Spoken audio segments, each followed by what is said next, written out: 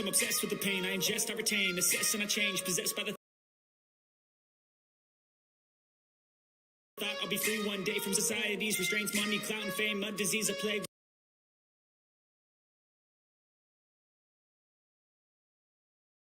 We all love to hate, have to play the game, have to make a name. All our insecurities are on this display. This is war with the enemy. Think that it was meant to be. Living in a time where disease is on every screen.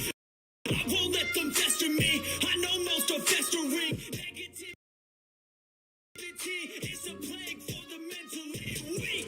No mercy, all I got is working. Never stop searching, never quench the thirsty. I'm toxic and psychotic, but there's logic, you can't stop it. It's been chronic since I was a boy, so neurotic and chaotic. The webs I'm weaving, I could change the past with all I'm achieving. Got my foot on gas, never stop competing. If you break like glass, then this life's gonna eat. Make mistakes real fast, then you learn how to beat them. If you take off the cast, you can see all the healing. If the pain's in the past, move on from the grieving. Put your foot on the gas, no, never stop competing. I've been doing this, I'm on it. I just wanna be iconic. Sipping on a gin and tonic, got me going off when I'm on this topic. If I ever play, I want it. You know that I'm always honest. Stay away from those who are toxic. Keep them out your face, no way, you don't want them. Don't try to drain my energy. The enemy is everything. It's mentally, unhealthily, spreading like a rare disease. But I won't let it get to me. I don't need your therapy. I can leave a legacy of leading by intensity. Come on, we can fight this. Freedom is priceless. Spread just like a virus. Living in a crisis. Do you feel courageous? Do you see greatness? Trust me, you can take it. Go on and take your aim. Built to last with the webs I'm weaving. I could change the past with all I'm achieving. Got my foot on gas, never stop competing. If you break like glass, then this life's gonna eat 'em. Make mistakes real fast, then you learn how to beat 'em. If you take off the gas, you can see all the healing. If the pain's in the past, move on from the grieving. Put your foot on the gas, no, never stop competing.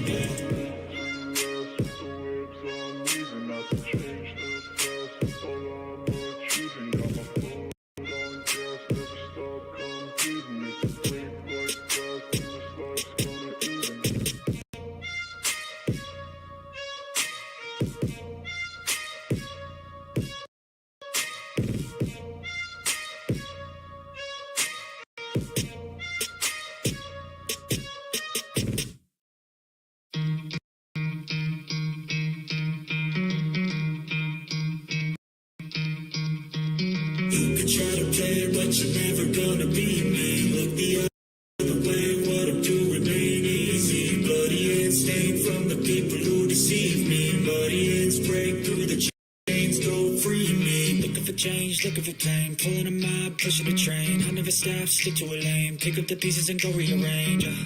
I'll be the best above all the rest, put me to the test.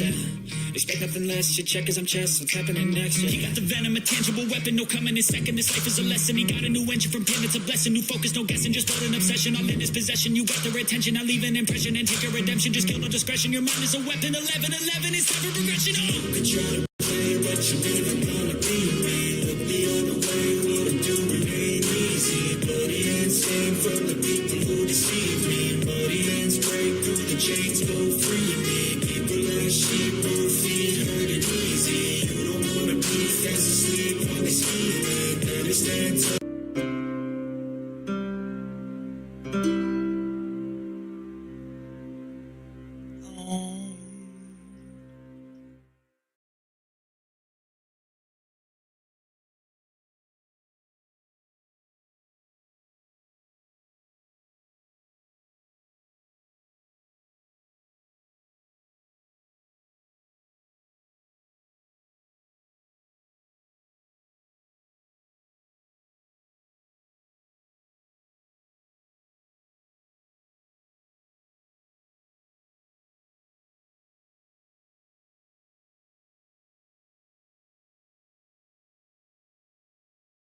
What is the power of now?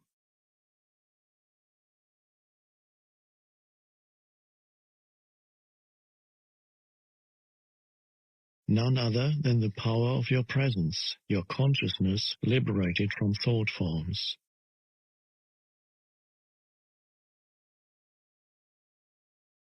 So, deal with the past on the level of the present. The more attention you give to the past, the more you energize it, and the more likely you are to make a self out of it. Don't misunderstand. Attention is essential, but not to the past as past. Give attention to the present. Give attention to your behavior, to your reactions, moods, thoughts, emotions, fears, and desires as they occur in the present. There's the past in you. If you can be present enough to watch all those things, not critically or analytically, but non-judgmentally, then you are dealing with the past and dissolving it through the power of your presence. You cannot find yourself by going into the past. You find yourself by coming into the present. Isn't it helpful to understand the past and so understand why we do certain things, react in certain ways, or why we unconsciously create our particular kind of drama, patterns in relationships, and so on? As you become more conscious of your present reality, you may suddenly get certain insights as to why your conditioning functions in those particular ways. For example, why your relationships follow certain patterns, and you may remember things that happened in the past or see them more clearly. That is fine and can be helpful, but it is not essential. What is essential is your conscious presence. That dissolves the past. That is the transformative agent. So don't seek to understand the past, but be as present as you can. The past cannot survive in your presence. It can only survive in your absence.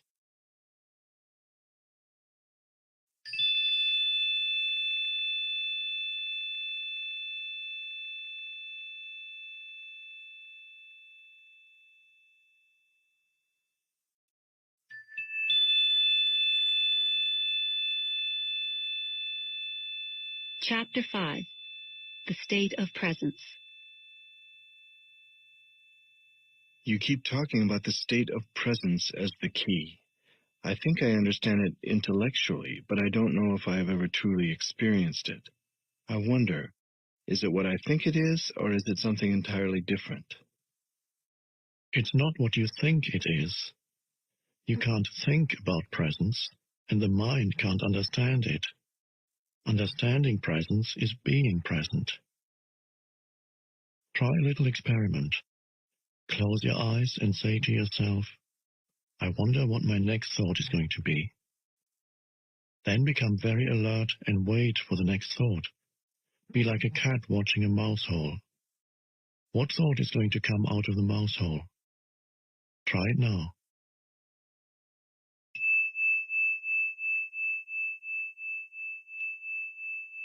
Well? I had to wait for quite a long time before a thought came in. Exactly. As long as you're in a state of intense presence, you're free of thought. You're still, yet highly alert. The instant your conscious attention sinks below a certain level, thought rushes in. The mental noise returns. The stillness is lost. You're back in time. To test their degree of presence, some Zen masters have been known to creep up on their students from behind and suddenly hit them with a stick. Quite a shock. If the student had been fully present and in a state of alertness, if he had kept his loin girded and his lamp burning, which is one of the analogies that Jesus uses for presence, he would have noticed the master coming up from behind and stopped him or stepped aside. But if he were hit, that would mean he was immersed in thought, which is to say absent, unconscious. To stay present in everyday life, it helps to be deeply rooted within yourself. Otherwise, the mind, which has incredible momentum, will drag you along like a wild river. What do you mean by rooted within yourself? It means to inhabit your body fully. to always have some of your attention in the inner energy field of your body, to feel the body from within, so to speak. Body awareness keeps you present. It anchors you in the now. In a sense, the state of presence could be compared to waiting. Jesus used the analogy of waiting in some of his parables. This is not the usual bored or restless kind of waiting that is a denial of the present and that I spoke about already.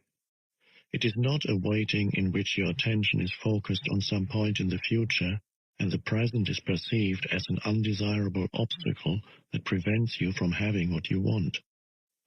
There is a qualitatively different kind of waiting, one that requires your total alertness. Something could happen at any moment, and if you're not absolutely awake, absolutely still, you will miss it. This is the kind of waiting Jesus talks about. In that state, all your attention is in the now. There's none left for daydreaming, thinking, remembering, anticipating. There's no tension in it, no fear, just alert presence. You are present with your whole being, with every cell of your body.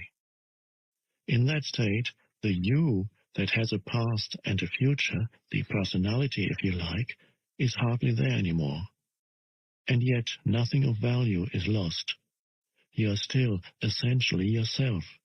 In fact, you are more fully yourself than you ever were before.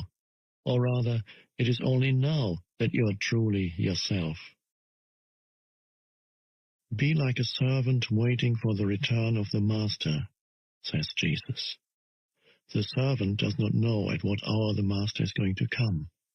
So he stays awake, alert, poised, still, lest he miss the master's arrival.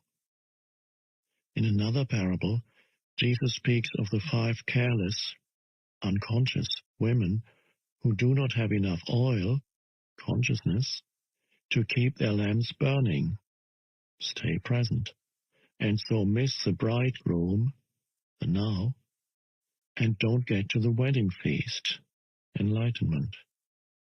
These 5 stand in contrast to the 5 wise women who have enough oil, that is, stay conscious. Even the men who wrote the Gospels did not understand the meaning of these parables, so the first misinterpretations and distortions crept in as they were written down. With subsequent erroneous interpretations, the real meaning was completely lost. These are parables not about the end of the world, but about the end of psychological time.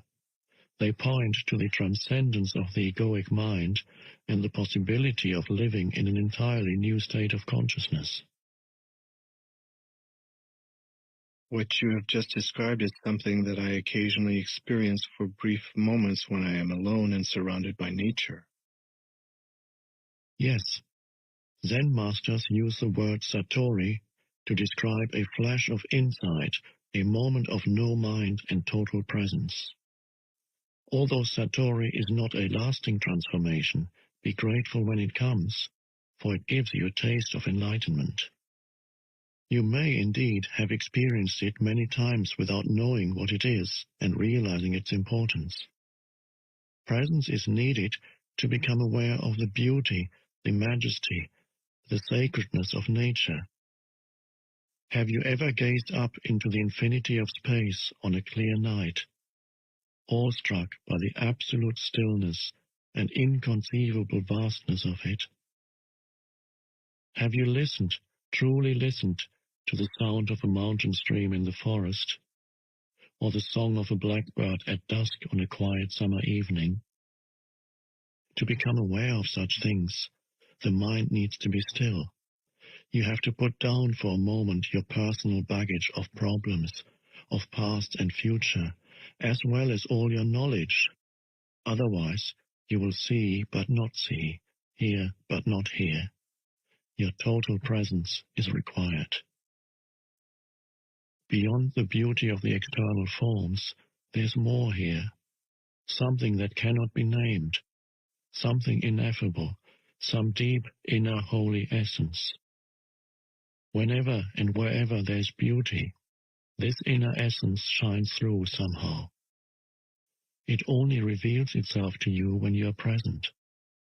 Could it be that this nameless essence and your presence are one and the same? Would it be there without your presence? Go deeply into it. Find out for yourself.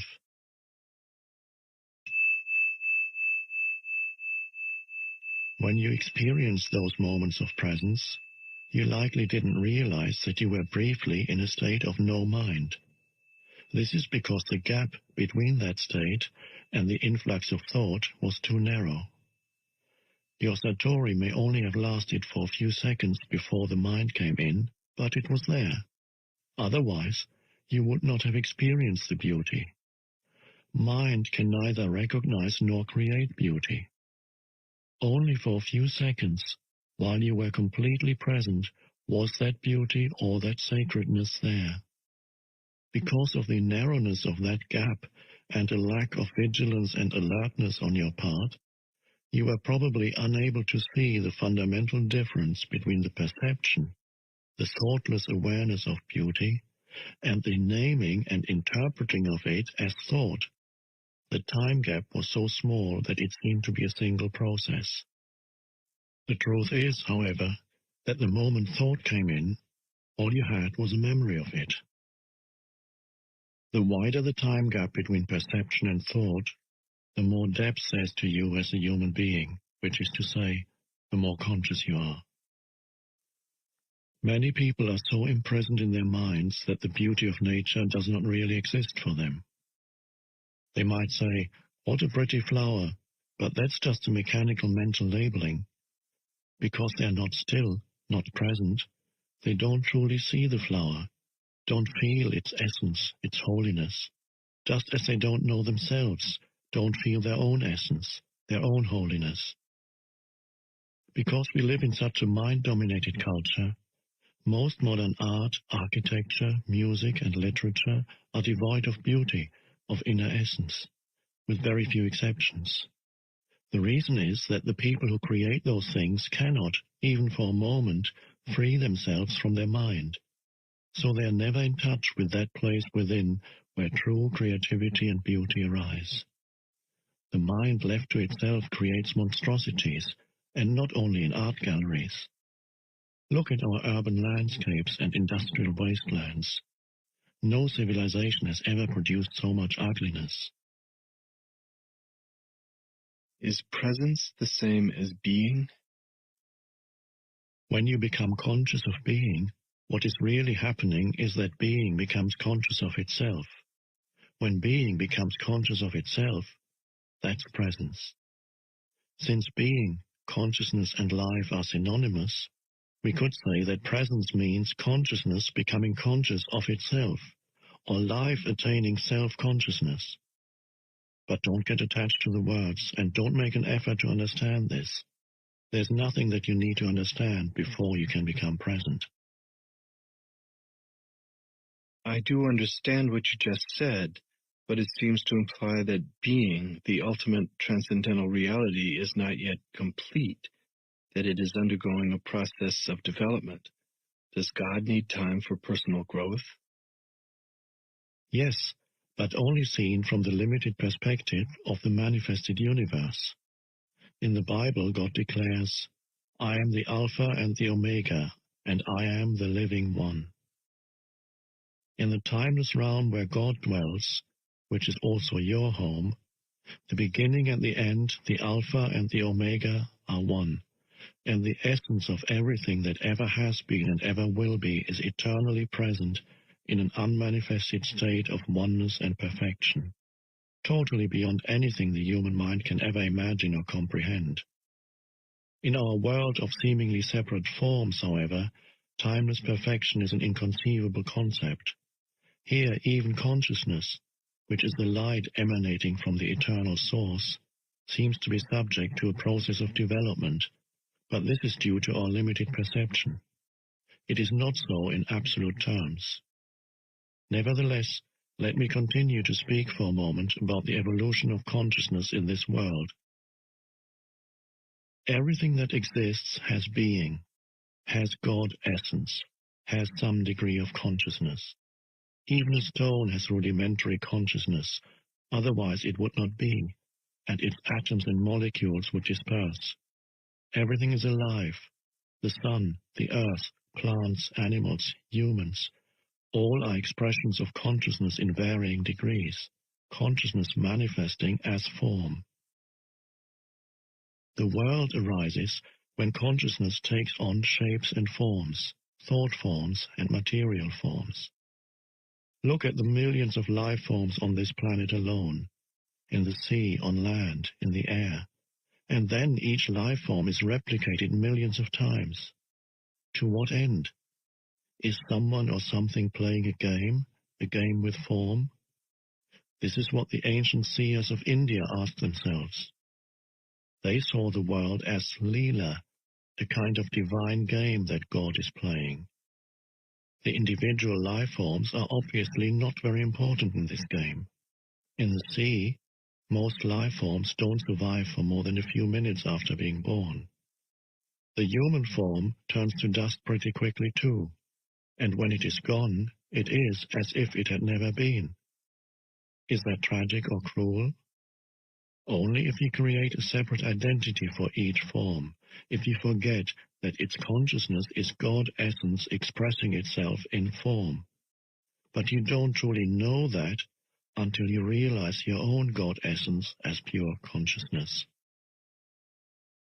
If a fish is born in your aquarium and you call it John, write out a birth certificate, tell him about his family history, and 2 minutes later he gets eaten by another fish.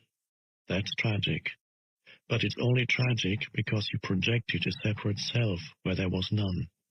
You got hold of a fraction of a dynamic process, a molecular dance, and made a separate entity out of it. Consciousness takes on the disguise of forms until they reach such complexity that it completely loses itself in them. In present-day humans, consciousness is completely identified with its disguise. It only knows itself as form and therefore lives in fear of the annihilation of its physical or psychological form. This is the egoic mind, and this is where considerable dysfunction sets in. It now looks as if something had gone very wrong somewhere along the line of evolution. But even this is part of Leela, the divine game.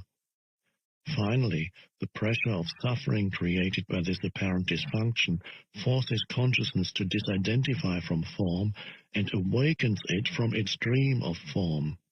It regains self-consciousness, but it is at a far deeper level than when it lost it. This process is explained by Jesus in his parable of the lost son, who leaves his father's home, squanders his wealth, becomes destitute, and is then forced by his suffering to return home. When he does, his father loves him more than before. The son's state is the same as it was before, yet not the same. It has an added dimension of depth. The parable describes a journey from unconscious perfection through apparent imperfection and evil to conscious perfection. Can you now see the deeper and wider significance of becoming present as the watcher of your mind? Whenever you watch the mind, you withdraw consciousness from mind forms, which then becomes what we call the watcher or the witness. Consequently, the watcher, pure consciousness beyond form, becomes stronger, and the mental formations become weaker. When we talk about watching the mind, we are personalizing an event that is truly of cosmic significance. Through you, consciousness is awakening out of its dream of identification with form and withdrawing from form. This foreshadows, but is already part of, an event that is probably still in the distant future as far as chronological time is concerned. The event is called the end of the world.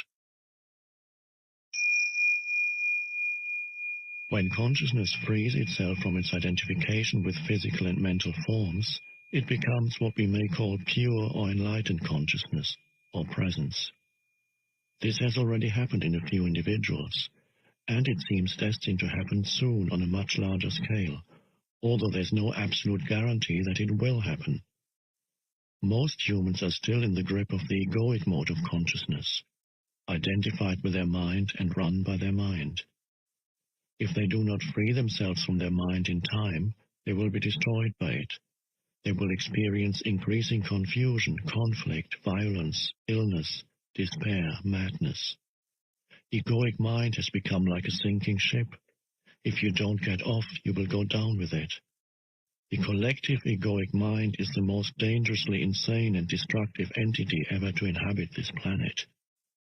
What do you think will happen on this planet if human consciousness remains unchanged? Already for most humans, the only respite they find from their own minds is to occasionally revert to a level of consciousness below thought. Everyone does that every night during sleep, but this also happens to some extent through sex, alcohol, and other drugs that suppress excessive mind activity. If it weren't for alcohol, tranquilizers, antidepressants, as well as the illegal drugs, which are all consumed in vast quantities, the insanity of the human mind would become even more glaringly obvious than it is already. I believe that, if deprived of their drugs, a large part of the population would become a danger to themselves and others. These drugs, of course, simply keep you stuck in dysfunction. Their widespread use only delays the breakdown of the old mind structures and the emergence of higher consciousness. While individual users may get some relief from the daily torture inflicted on them by their minds, they are prevented from generating enough conscious presence to rise above thought and so find true liberation. Falling back to a level of consciousness below mind, which is the pre-thinking level of our distant ancestors and of animals and plants, is not an option for us. There's no way back. If the human race is to survive, it will have to go on to the next stage. Consciousness is evolving throughout the universe in billions of forms. So even if we didn't make it, this wouldn't matter on a cosmic scale. No gain in consciousness is ever lost, so it would simply express itself through some other form. But the very fact that I am speaking here and you are listening to this is a clear sign that the new consciousness is gaining a foothold on the planet. There's nothing personal in this. I am not teaching you. You are consciousness, and you are listening to yourself. There is an Eastern saying, the teacher and the taught together create the teaching. In any case, the words in themselves are not important. They are not the truth. They only point to it. I speak from presence, and as I speak, you may be able to join me in that state.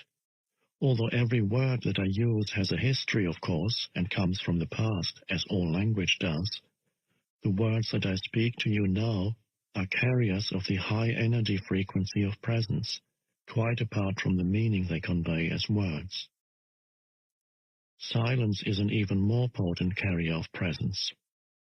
So when you listen to me speak, be aware of the silence between and underneath the words. Be aware of the gaps. To listen to the silence, wherever you are, is an easy and direct way of becoming present. Even if there's noise, there's always some silence underneath and in between the sounds. Listening to the silence immediately creates stillness inside you.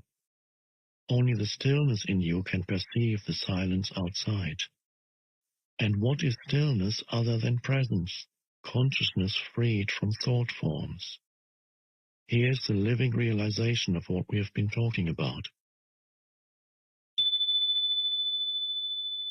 Don't get attached to any one word.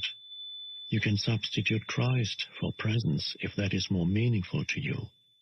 Christ is your God essence, or the self, as it is sometimes called in the East. The only difference between Christ and presence is that Christ refers to your indwelling divinity regardless of whether you are conscious of it or not, whereas presence means your awakened divinity or God essence. Many misunderstandings and false beliefs about Christ will clear if you realize that there is no past or future in Christ. To say that Christ was or will be is a contradiction in terms. Jesus was. He was a man who lived 2,000 years ago and realized divine presence, his true nature. And so he said, "Before Abraham was, I am." He did not say, "I already existed before Abraham was born." That would have meant that he was still within the dimension of time and form identity. The words "I am," used in a sentence that starts in the past tense, indicate a radical shift, a discontinuity in the temporal dimension. It is a Zen-like statement of great profundity. Jesus attempted to convey directly, not through discursive thought, the meaning of presence, of self-realization. He had gone beyond the consciousness dimension governed by time into the realm of the timeless. The dimension of eternity had come into this world. And eternity, of course, does not mean endless time, but no time. Thus the man Jesus became Christ, a vehicle for pure consciousness. And what is God's self-definition in the Bible? Did God say, "I have always been and I always will be"? Of course not. That would have given reality to past and future. God said, "I am that I am." No time here, just presence. The second coming of Christ is a transformation of human consciousness, a shift from time to presence, from thinking to pure consciousness, not the arrival of some man or woman. If Christ were to return tomorrow in some externalized form, what could he or she possibly say to you other than this? I am the truth. I am divine presence. I am eternal life. I am within you. I am here. I am now.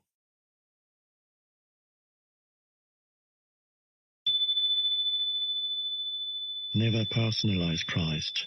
Don't make Christ into a form identity. Avatars, divine mothers, enlightened masters, the very few that are real, are not special as persons.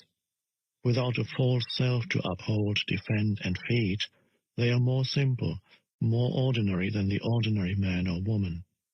Anyone with a strong ego would regard them as insignificant, or, more likely, not see them at all. If you are drawn to an enlightened teacher, it is because there's already enough presence in you to recognize presence in another. There were many people who did not recognize Jesus or the Buddha, as there are and always have been many people who are drawn to false teachers. Egos are drawn to bigger egos. Darkness cannot recognize light. Only light can recognize light. So don't believe that the light is outside you, or that it can only come through one particular form. If only your master is an incarnation of God, then who are you? Any kind of exclusivity is identification with form, and identification with form means ego, no matter how well disguised. Use the Master's presence to reflect your own identity beyond name and form back to you, and to become more intensely present yourself. You will soon realize that there is no mine or yours in presence. Presence is one. Group work can also be helpful for intensifying the light of your presence. A group of people coming together in a state of presence generates a collective energy field of great intensity. It not only raises the degree of presence of each member of the group, but also helps to free the collective human consciousness from its current state of mind dominance. This will make the state of presence increasingly more accessible to individuals.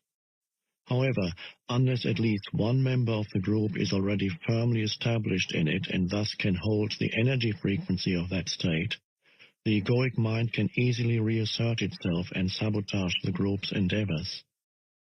Although group work is invaluable, it is not enough, and you must not come to depend on it. Nor must you come to depend on a teacher or a master, except during the transitional period when you are learning the meaning and practice of presence.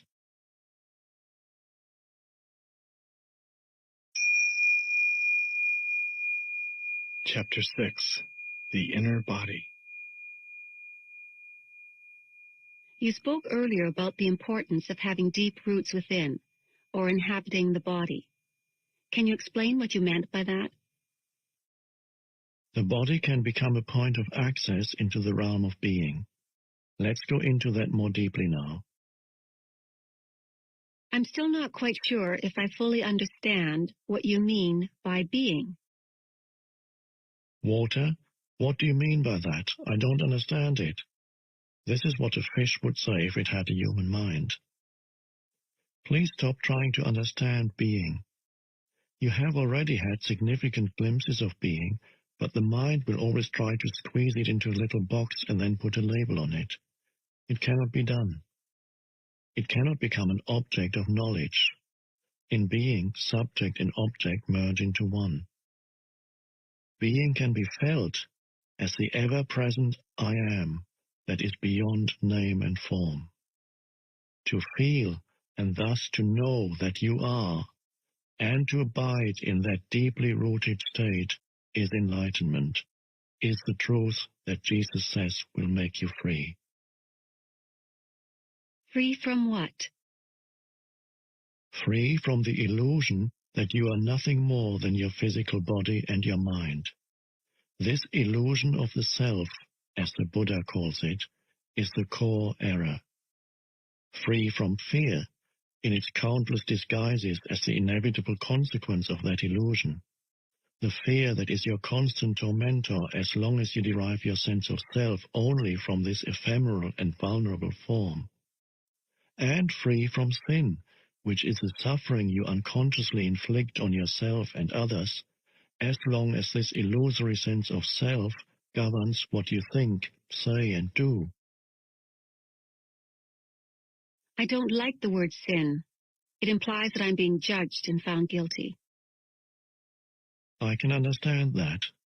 Over the centuries, many erroneous views and interpretations have accumulated around words such as sin, due to ignorance, misunderstanding, or desire to control, but they contain an essential core of truth.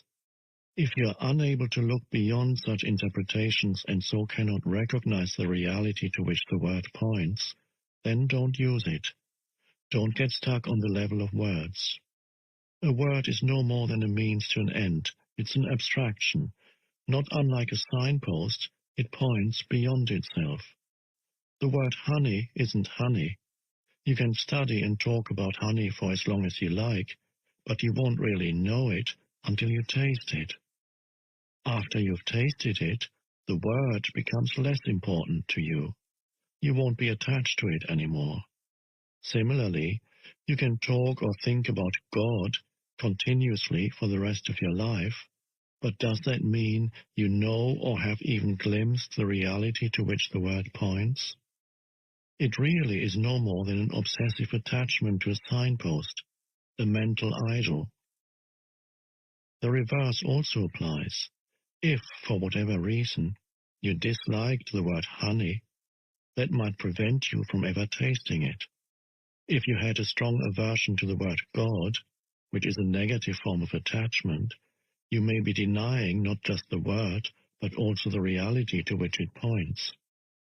You would be cutting yourself off from the possibility of experiencing that reality. All this is, of course, intrinsically connected with being identified with your mind. So, if a word doesn't work for you anymore, then drop it and replace it with one that does work. If you don't like the word sin, then call it unconsciousness or insanity. That may get you closer to the truth, the reality behind the word, than a long misused word like sin, and leaves little room for guilt. I don't like those words either. They imply that there is something wrong with me. I am being judged.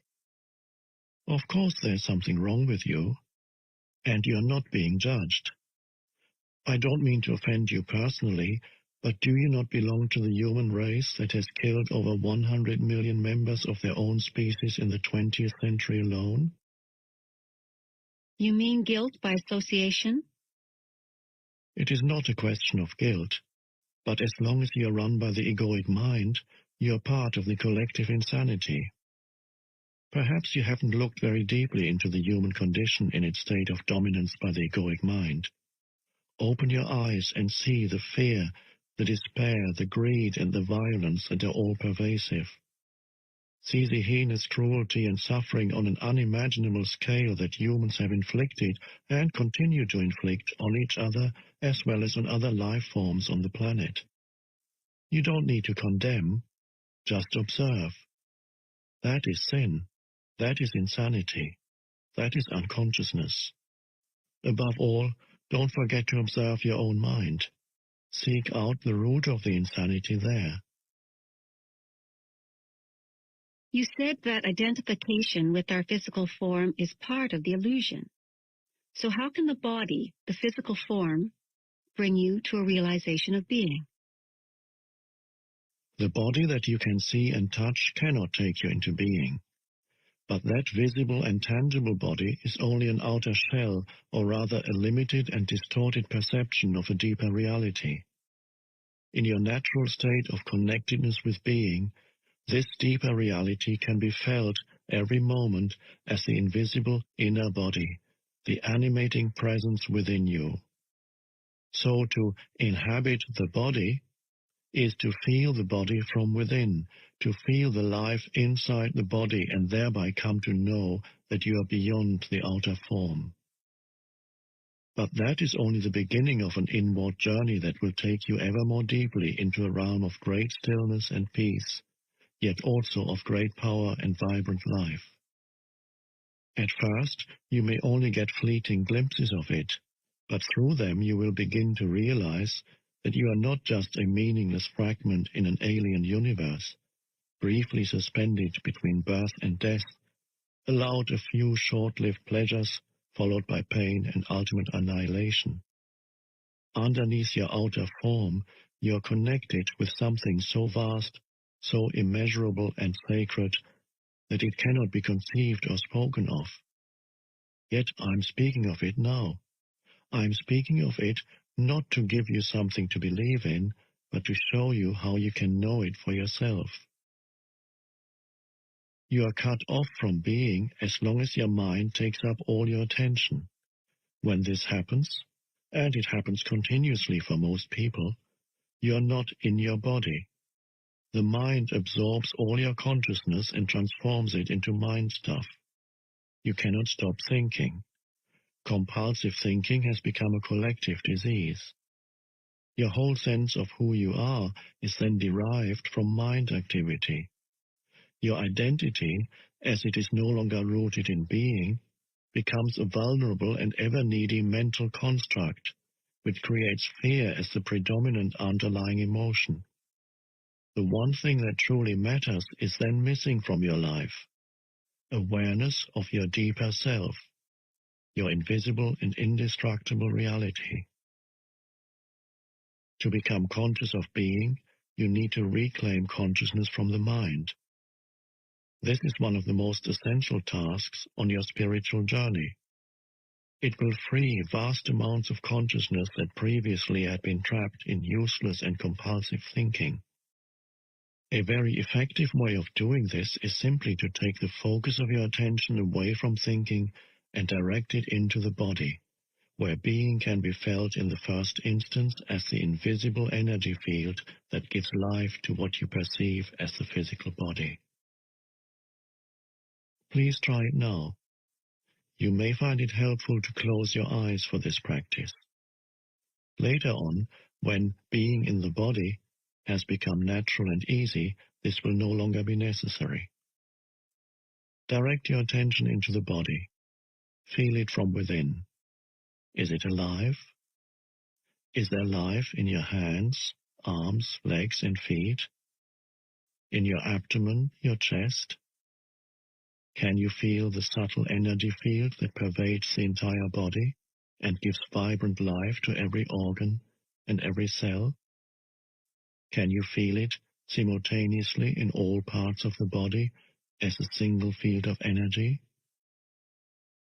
Keep focusing on the feeling of your inner body for a few moments. Do not start to think about it. Feel it. The more attention you give it, the clearer and stronger this feeling will become. It will feel as if every cell is becoming more alive. And if you have a strong visual sense, you may get an image of your body becoming luminous. Although such an image can help you temporarily, pay more attention to the feeling than to any image that may arise.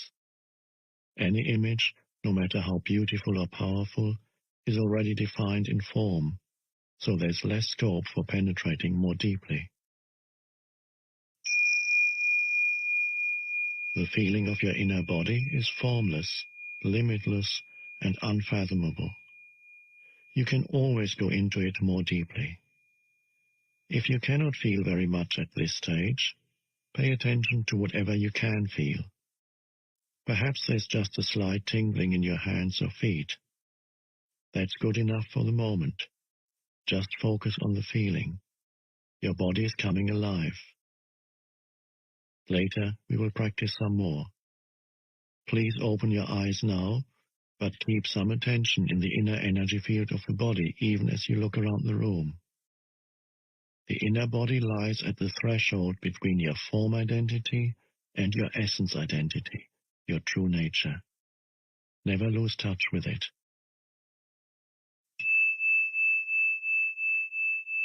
Why have most religions condemned or denied the body? It seems that spiritual seekers have always regarded the body as a hindrance, or even as sinful. Why have so few seekers become finders? On the level of the body, humans are very close to animals. All the basic bodily functions, pleasure, pain, breathing, eating, drinking, defecating, sleeping, the drive to find a mate and procreate, and of course birth and death, we share with the animals.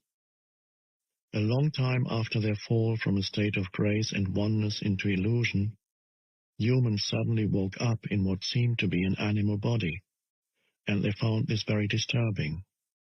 Don't fool yourself, you are no more than an animal. This seemed to be the truth that was staring them in the face. But it was too disturbing a truth to tolerate. Adam and Eve saw that they were naked, and they became afraid. Unconscious denial of their animal nature set in very quickly. The threat that they might be taken over by powerful instinctual drives and revert back to complete unconsciousness was indeed a very real one. Shame and taboos appeared around certain parts of the body and bodily functions, especially sexuality. The light of their consciousness was not yet strong enough to make friends with their animal nature, to allow it to be, and even enjoy that aspect of themselves, let alone to go deeply into it, to find the divine hidden within it, the reality within the illusion. So they did what they had to do. They began to disassociate from their body. They now saw themselves as having a body rather than just being it. When religions arose, this disassociation became even more pronounced as the "you are not your body" belief. Countless people in East and West throughout the ages have tried to find God, salvation, or enlightenment through denial of the body. This took the form of denial of sense pleasures and of sexuality in particular, fasting and other ascetic practices. They even inflicted pain on the body in an attempt to weaken or punish it because they regarded it as sinful. In Christianity, this used to be called mortification of the flesh. Others tried to escape from the body by entering trance states or seeking out of the body experiences. Many still do. Even the Buddha is said to have practiced body denial through fasting and extreme forms of asceticism for 6 years, but he did not attain enlightenment until after he had given up this practice. The fact is that no one has ever become enlightened through denying or fighting the body, or through an out-of-the-body experience. Although such an experience can be fascinating and can give you a glimpse of the state of liberation from the material form, in the end you will always have to return to the body where the essential work of transformation takes place. Transformation is through the body, not away from it. This is why no true master has ever advocated fighting or leaving the body, although their mind-based followers often have. Of the ancient teachings concerning the body, only certain fragments survive, such as Jesus' statement that the whole body will be filled with light, or they survive as myths, such as the belief that Jesus never relinquished his body, but remained one with it and ascended into heaven with it. Almost no one to this day has understood those fragments or the hidden meaning of certain myths, and the "you are not your body" belief has prevailed universally, leading to body denial and attempts to escape from the body. Countless seekers have thus been prevented from attaining spiritual realization for themselves and becoming finders. Is it possible to recover the lost teachings on the significance of the body, or to reconstruct them from the existing fragments? There's no need for that. All spiritual teachings originate from the same source. In that sense, there is and always has been only one master, who manifests in many different forms. I am that master, and so are you, once you're able to access the source within. And the way to it is through the inner body. Although all spiritual teachings originate from the same source, once they become verbalized and written down, they are obviously no more than collections of words. And a word is nothing but a signpost, as we talked about earlier. All such teachings are signposts pointing the way back to the source. I have already spoken of the truth that is hidden within your body, but I will summarize for you again the lost teachings of the Masters. So here's another signpost. Please endeavor to feel your inner body as you listen. What you perceive as a dense physical structure called the body, which is subject to disease, old age, and death, is not ultimately real, is not you. It is a misperception of your essential reality that is beyond birth and death, and is due to the limitations of your mind, which, having lost touch with being, creates the body as evidence of its illusory belief in separation and to justify its state of fear. But do not turn away from the body, for within that symbol of impermanence, limitation, and death that you perceive as the illusory creation of your mind is concealed the splendor of your essential and immortal reality. Do not turn your attention elsewhere in your search for the truth, for it is nowhere else to be found but within your body. Do not fight against the body, for in doing so you are fighting against your own reality. You are your body. The body that you can see and touch is only a thin, illusory veil. Underneath it lies the invisible inner body, the doorway into being, into life unmanifested. Through the inner body, you are inseparably connected to this unmanifested one life, birthless, deathless, eternally present. Through the inner body, you are forever one with God.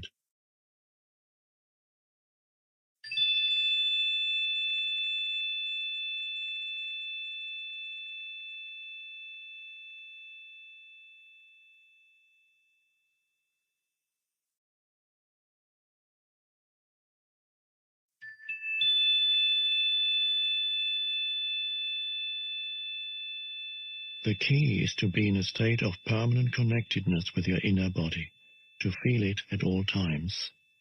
This will rapidly deepen and transform your life.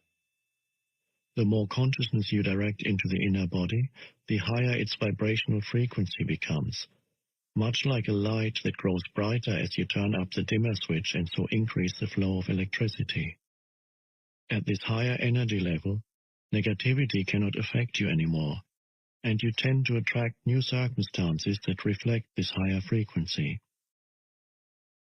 If you keep your attention in the body as much as possible, you will be anchored in the now. You won't lose yourself in the external world, and you won't lose yourself in your mind. Thoughts and emotions, fears and desires may still be there to some extent, but they won't take you over. Please examine where your attention is at this moment. You are listening to my words. That is the focus of your attention.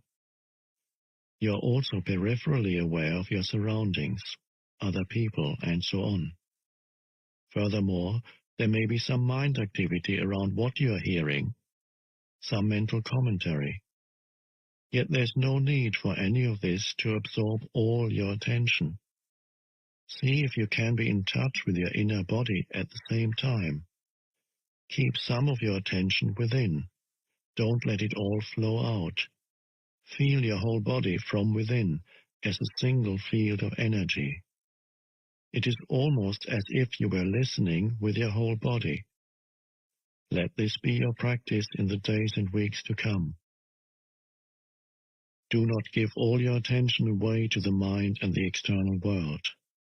By all means, focus on what you are doing, but feel the inner body at the same time whenever possible. Stay rooted within.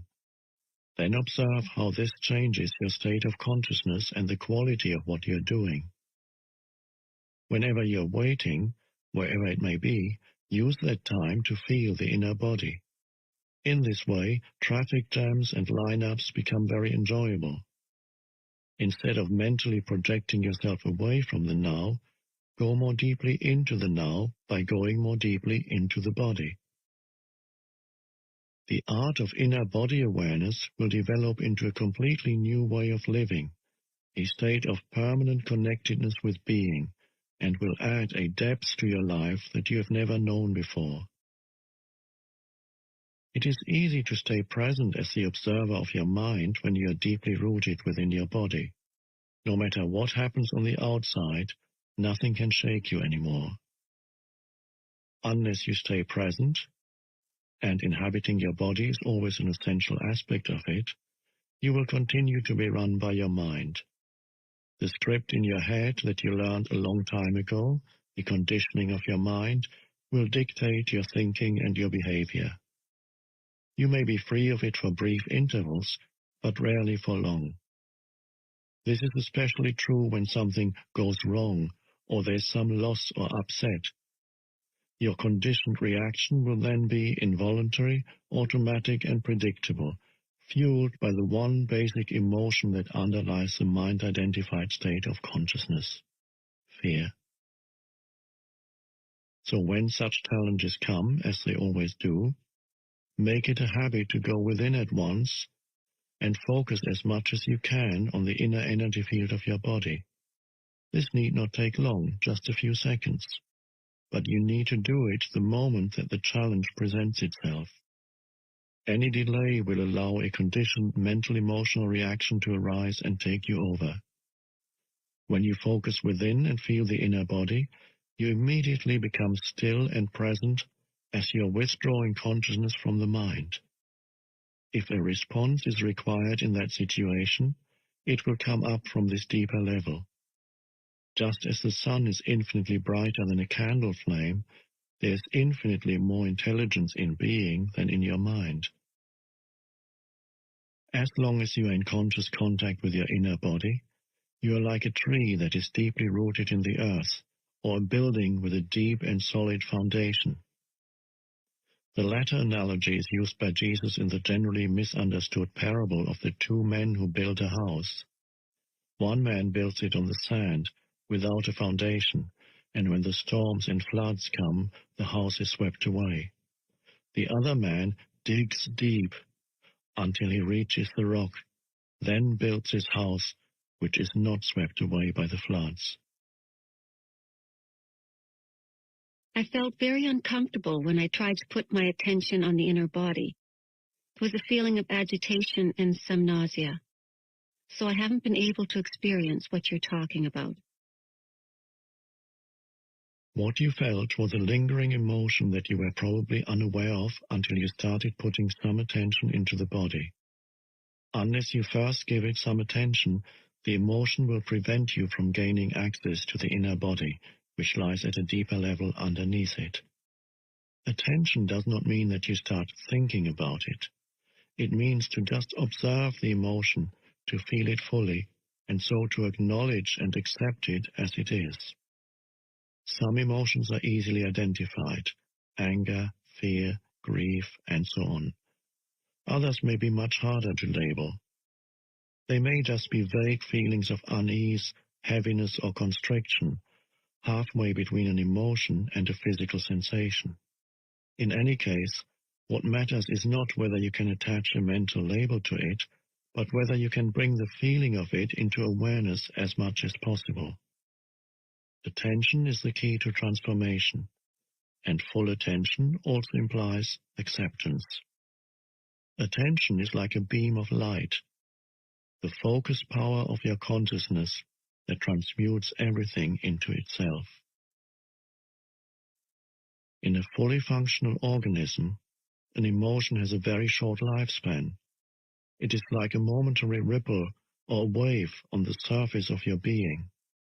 When you are not in your body, however, an emotion can survive inside you for days or weeks, or join with other emotions of a similar frequency that have merged and become the pain body, a parasite that can live inside you for years, feed on your energy, lead to physical illness, and make your life miserable.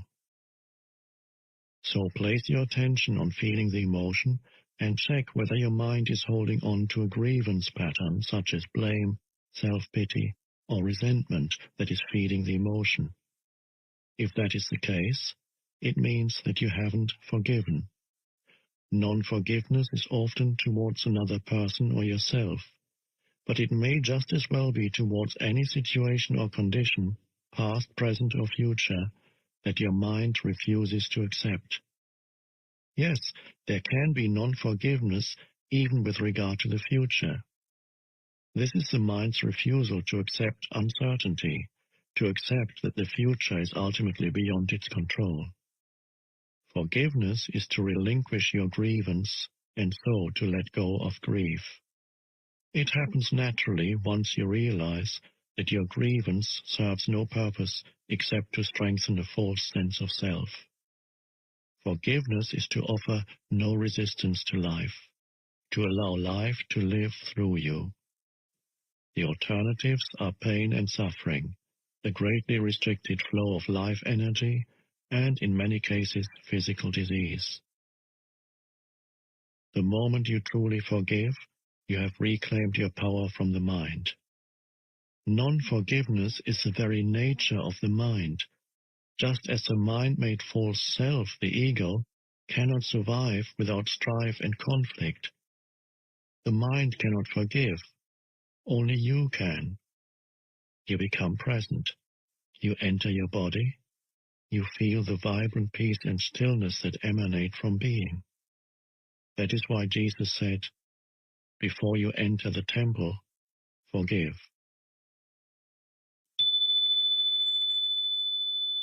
What is the relationship between presence and the inner body? Presence is pure consciousness. Consciousness that has been reclaimed from the mind, from the world of form. The inner body is your link with the unmanifested, and in its deepest aspect is the unmanifested, the source from which consciousness emanates as light emanates from the sun. Awareness of the inner body is consciousness remembering its origin and returning to the source. Is the unmanifested the same as being? Yes.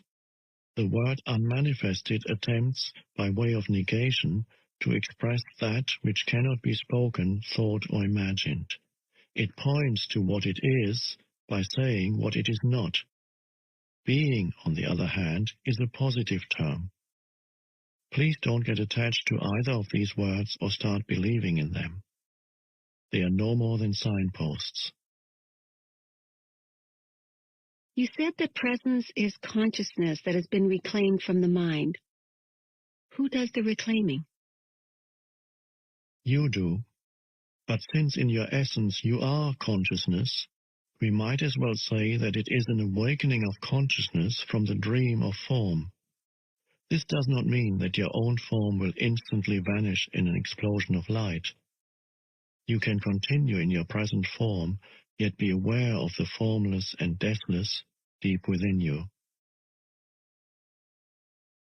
I must admit this is way beyond my comprehension. And yet, on some deeper level, I seem to know what you're talking about. It's more like a feeling than anything else. Am I deceiving myself? No, you're not. Feeling will get you closer to the truth of who you are than thinking. I cannot tell you anything that deep within you don't already know. When you have reached a certain stage of inner connectedness, you recognize the truth when you hear it. If you haven't reached that stage yet, the practice of body awareness will bring about the deepening that is necessary. In the meantime, awareness of the inner body has other benefits in the physical realm. One of them is a significant slowing down of the aging of the physical body. Whereas the outer body normally appears to grow old and wither fairly quickly, the inner body does not change with time, except that you may feel it more deeply and become it more fully. If you are 20 years old now, the energy field of your inner body will feel just the same when you are 80. It will be just as vibrantly alive. As soon as your habitual state changes from being out of the body and trapped in your mind to being in the body and present in the now, your physical body will feel lighter, clearer, more alive. As there's more consciousness in the body, its molecular structure actually becomes less dense. More consciousness means a lessening of the illusion of materiality.